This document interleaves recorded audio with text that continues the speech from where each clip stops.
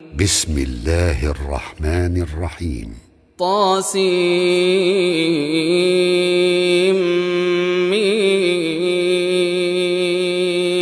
تلك آيات الكتاب المبين نتلو عليك من نبأ موسى وفرعون بالحق لقوم يؤمنون. إن فرعون علا في الأرض وجعل أهلها شيعا يستضعف طائفة منهم يذبح أبناءهم ويستحيي نساءهم إنه كان من المفسدين. ونريد أن نمن على الذين استضعفوا في الأرض ونجعلهم أئمة ونجعلهم الوارثين ونمكن لهم في الأرض ونري فرعون وهامان وجنودهما منهم ما كانوا يحذرون. وأوحينا إلى أم موسى أن أرضعيه فإذا خفت عليه فألقيه في اليم ولا تخافي ولا تحزني إنا رادوه إليك وجاعلوه من المرسلين. فالتقطه آل فرعون ليكون لهم عدوا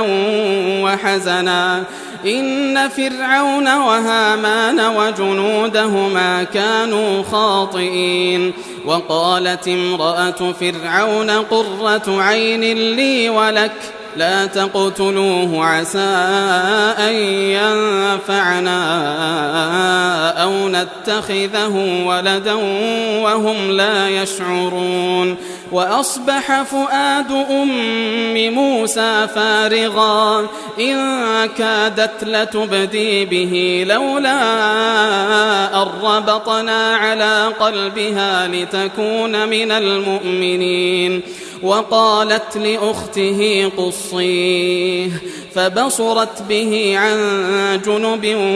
وهم لا يشعرون. وحرمنا عليه المراضع من قبل فقالت هل أدلكم على أهل بيت يكفلونه لكم وهم له ناصحون. فرددناه إلى أمه كي تقر عينها ولا تحزن ولتعلم أن وعد الله حق ولكن أكثرهم لا يعلمون. ولما بلغ أشده واستوى آتيناه حكما وعلما وكذلك نجزي المحسنين. ودخل المدينة على حين غفلة من أهلها فوجد فيها رجلين يقتتلان هذا من شيعته وهذا من عدوه فاستغاثه الذي من شيعته على الذي من عدوه فوكزه موسى فقضى عليه قال هذا من عمل الشيطان إنه عدو مضل مبين. قال رب إني ظلمت نفسي فاغفر لي فغفر له إنه هو الغفور الرحيم. قال رب بما أنعمت علي فلن أكون ظهيرا للمجرمين. فأصبح في المدينة خائفا يترقب فإذا الذي استنصره بالأمس يستصرخه قال له موسى إنك لغوي مبين. فلما أن أراد أن يبطش بالذي هو عدو لهما قال يا موسى أتريد أن تقتلني كما قتلت نفسا بالأمس إن تريد إلا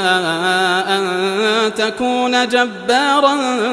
في الأرض وما تريد أن تكون من المصلحين وجاء رجل من أقصى المدينة يسعى قال يا موسى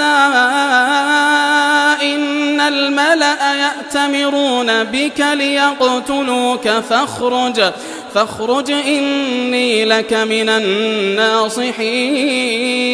فخرج منها خائفا يترقب قال رب نجني من القوم الظالمين ولما توجه تلقاء مدين قال عسى ربي أن يهديني سواء السبيل ولما ورد ماء مدين وجد عليه أمة من الناس يسقون ووجد من دونهم امرأتين تذودان قال ما خطبكما قالتا لا نسقي حتى يصدر الرعاء وأبونا شيخ كبير فسقى لهما ثم تولى إلى الظل فقال رب إني لما أنزلت إلي من خير فقير فجاءته إحداهما تمشي على استحياء قالت إن أبي يدعوك ليجزيك أجر ما سقيت لنا فلما جاءه وقص عليه القصص قال لا تخف نجوت من القوم الظالمين قالت إحداهما يا أبت استأجره إن خير من استأجرت القوي الأمين قال إني أريد أن أنكحك إحدى ابنتي هاتين على أن تأجرني 8 حجج فإن أتممت 10 فمن عندك وما أريد أن أشق عليك ستجدني إن شاء الله من الصالحين قال ذلك بيني وبينك أيما الأجلين قضيت فلا عدوان علي والله على ما نقول وكيل فلما قضى موسى الأجل وسار بأهله آنس من جانب الطور نارا قال لأهلهم كثوا إني آنست نارا لعلي آتيكم منها بخبر أو جذوة من النار لعلكم تصطلون فلما أتاها نودي من شاطئ الوادي الأيمن في البقعة المباركة من الشجرة أن يا موسى إني أنا الله رب العالمين وأن ألق عصاك فلما رآها تهتز كأنها جان ولا مدبرا ولم يعقب يا موسى أقبل ولا تخف إنك من الآمنين أسلك يدك في جيبك تخرج بيضاء من غير سوء واضمم إليك جناحك من الرهب فذلك برهانان من ربك إلى فرعون وملئه إنهم كانوا قوما فاسقين قال رب إني قتلت منهم نفسا فأخاف أن يقتلون وأخي هارون هو أفصح مني لسانا فأرسله معي يرد أن يصدقني إني أخاف أن يكذبون قال سنشد عضدك بأخيك ونجعل لكما سلطانا فلا يصلون إليكما بآياتنا أنتما ومن اتبعكما الغالبون فلما جاءهم موسى بآياتنا بينات قالوا ما هذا إلا سحر مفترى وما سمعنا بهذا في آبائنا الأولين وقال موسى ربي أعلم بمن جاء بالهدى من عنده ومن تكون له عاقبة الدار إنه لا يفلح الظالمون وقال فرعون يا أيها الملأ ما علمت لكم من إله غيري فأوقد لي يا هامان على الطين فاجعل لي صرحا لعلي أطلع إلى إله موسى وإني لأظنه من الكاذبين واستكبر هو وجنوده في الأرض بغير الحق وظنوا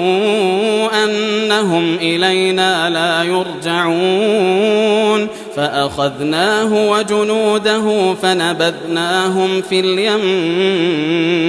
فانظر كيف كان عاقبة الظالمين وجعلناهم أئمة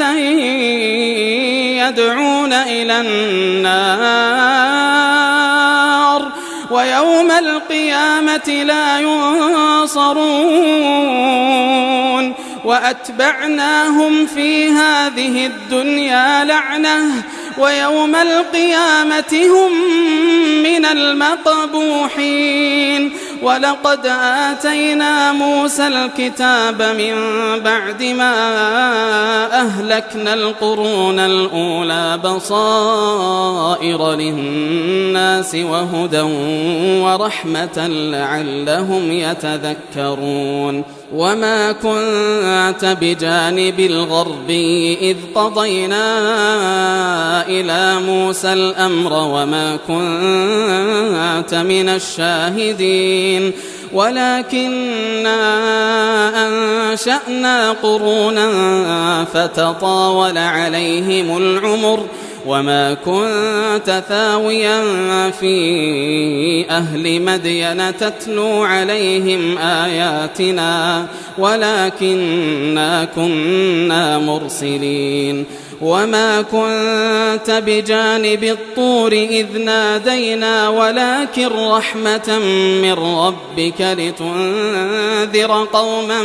ما أتاهم من نذير من قبلك لعلهم يتذكرون ولولا أن تصيبهم مصيبة بما قدمت أيديهم فيقولوا ربنا لولا أرسلت إلينا رسولا فنتبع آياتك ونكون من المؤمنين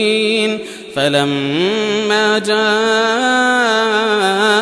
الحق من عندنا قالوا لولا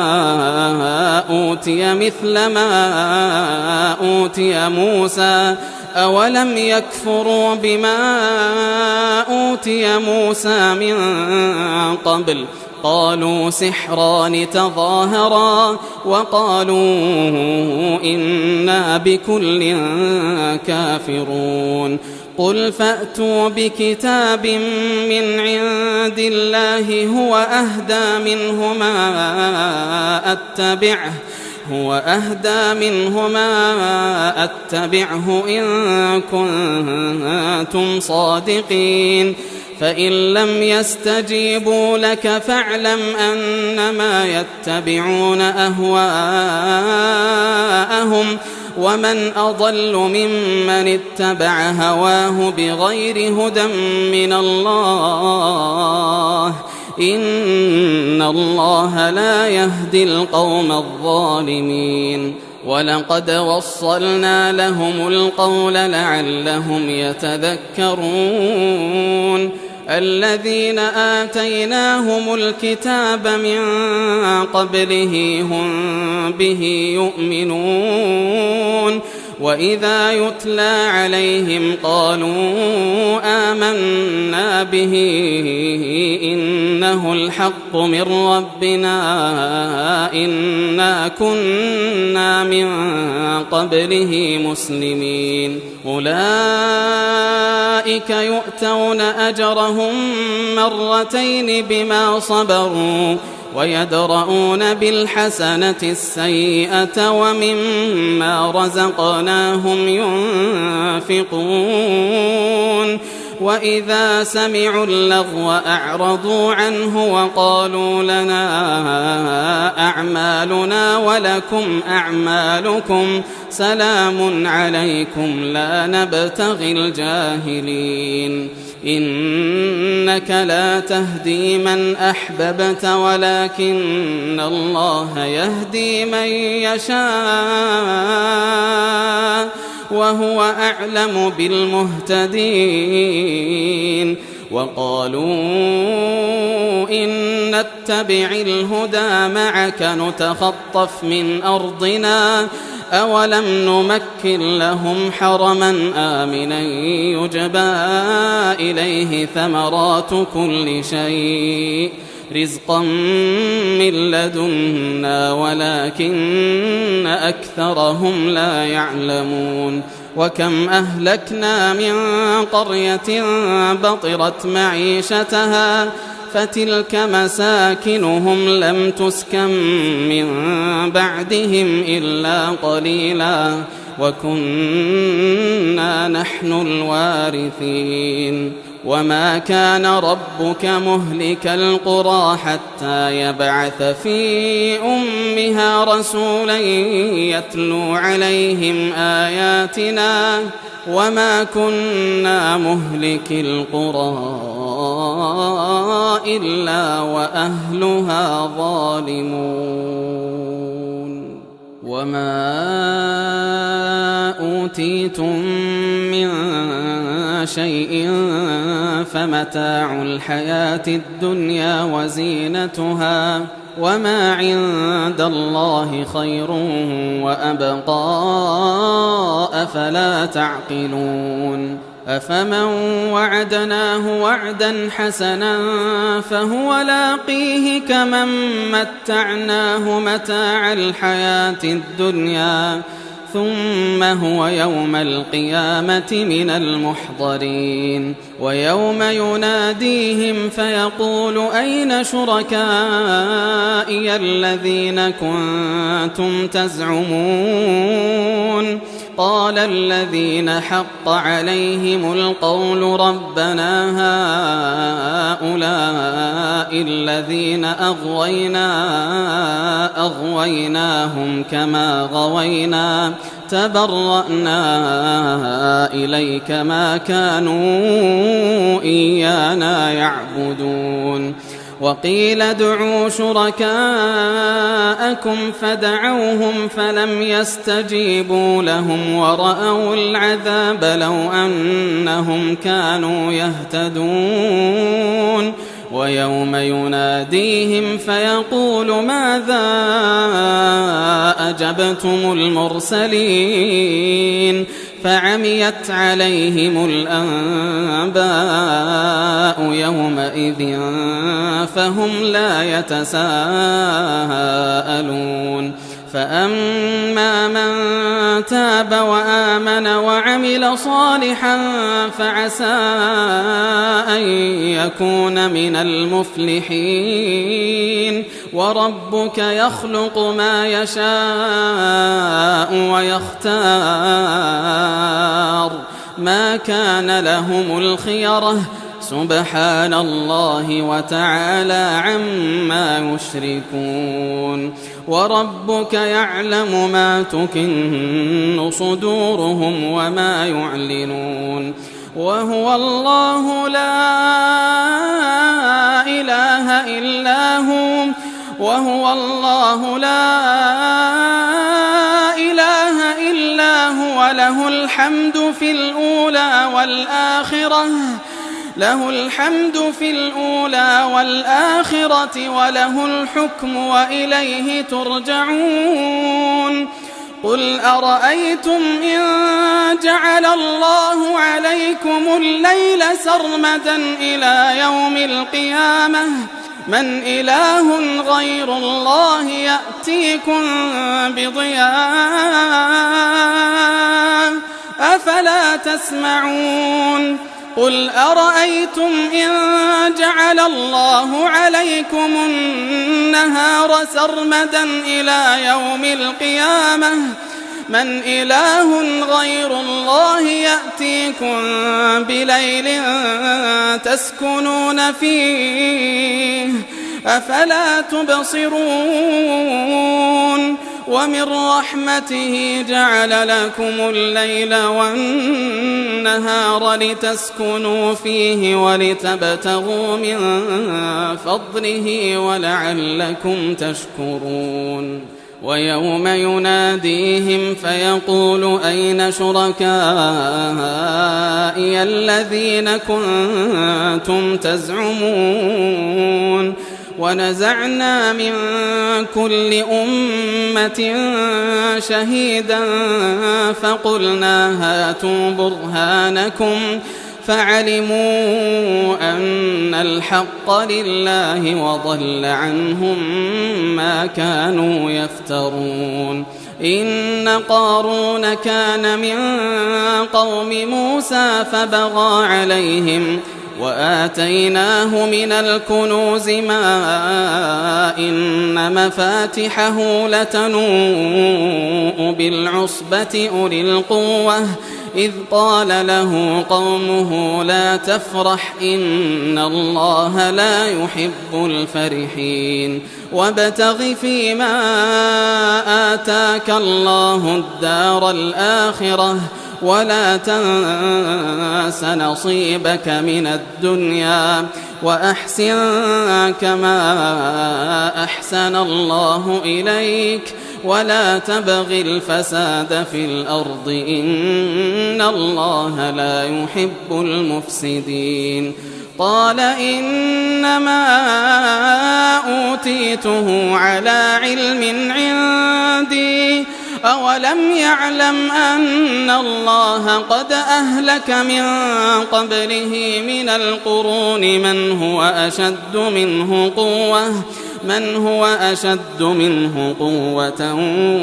وأكثر جمعا ولا يسأل عن ذنوبهم المجرمون فخرج على قومه في زينته قال الذين يريدون الحياة الدنيا يا ليت لنا مثل ما أوتي قارون إنه لذو حظ عظيم وقال الذين أوتوا العلم ويلكم ثواب الله خير لمن آمن وعمل صالحا ولا يلقاها إلا الصابرون فخسفنا به وبداره الأرض فما كان له من فئة ينصرونه من دون الله وما كان من المنتصرين وأصبح الذين تمنوا مكانه بالأمس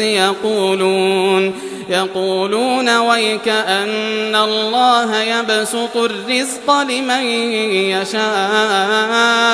من عباده ويقدر لولا أمن الله علينا لخسف بنا ويك أنه لا يفلح الكافرون تلك الدار الآخرة نجعلها للذين لا يريدون علوا في الأرض ولا فسادا والعاقبة للمتقين من جاء بالحسنة فله خير منها ومن جاء بالسيئة فلا يجزى الذين عملوا السيئات إلا ما كانوا يعملون إن الذي فرض عليك القرآن لرادك إلى معاد قل ربي أعلم من جاء بالهدى ومن هو في ضلال مبين وما كنت ترجو أن يلقى إليك الكتاب إلا رحمة من ربك فلا تكونن ظهيرا للكافرين ولا يصدنك عن آيات الله بعد إذ أنزلت إليك وادع إلى ربك ولا تكونن من المشركين ولا تدع مع الله إلها